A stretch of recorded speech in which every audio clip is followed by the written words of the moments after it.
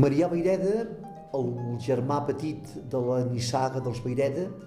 també va mostrar interès per la pintura. De fet, Marià Vayreda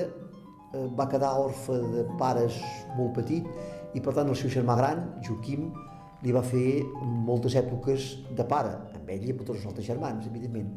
Probablement la influència de Joaquim i el seu interès per la pintura,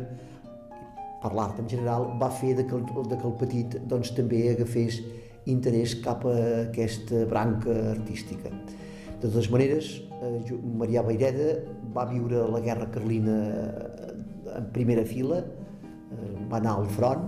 el van ferir d'una mà i un cop ferit se'n va anar, es va exilar i justament es va trobar a Seta amb l'exili que hi havia el seu germà Joaquim i també Josep Pere Gaiboix. Aquí suposo que duria parlar amb el seu germà i entre tots plegats vàrem dissenyar una mica el seu futur acadèmic, enviant-lo primer a París amb un pintor francès, Gérôme, un pintor pompier que tenia molts deixebles, però la seva forma artística no li interessava en absolut.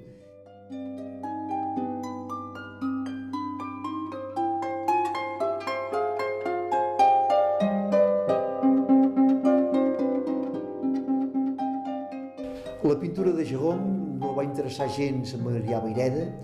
i en canvi sí que li va interessar de manera extraordinària conèixer el Louvre. Va passar moltes estones al Louvre, tenim molt documentats diferents quadres que va pintar de Caravaggio i d'altres pintors que estan en el Louvre i que ell els va copiar, i un cop va estar-hi només un any a París, un cop va tornar aquí, va formar-se des d'un punt de vista artístic en aquesta acadèmia de Barcelona, però un cop va estar a Llotja, en lloc d'interessar-se per la pintura realista, per exemple per la pintura que feia Ramon Martí Alsina, que havia sigut el mestre del seu germà, ell es va decantar més per un altre mestre, bàsicament per Claudi Lorenzale, que era un pintor natzarè que és justament la forma artística que va adoptar, el corrent que va adoptar des de bon començament Marià Vayreda. El natzarenisme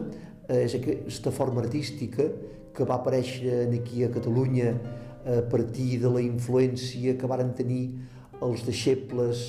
que estaven becats de l'Escola de Llotja de Barcelona, que anaven a Roma i allà varen conèixer els natzarens alemanys. Per tant, de manera molt indirecta va arribar aquí a Olot aquest interès per pintar la glòria dels personatges, bàsicament de sants, de reis, de personatges històrics, de fets remarcables del poble català. I aquesta és la forma artística que bàsicament veiem amb la pintura de Marià Vayreda. Marià Vayreda va fer pocs paisatges i els paisatges que fan són obres molt de punts, són estudis que no tenen mai la sensació d'obra definitiva. És una mica com la nota que fa el pintor, que després en el seu estudi treballa i en el cas de Marià Vayreda li serveix per fer el fons d'un quadre de gènere, que sol ser això, quadres que sempre glorifiquen el personatge representat en cada cas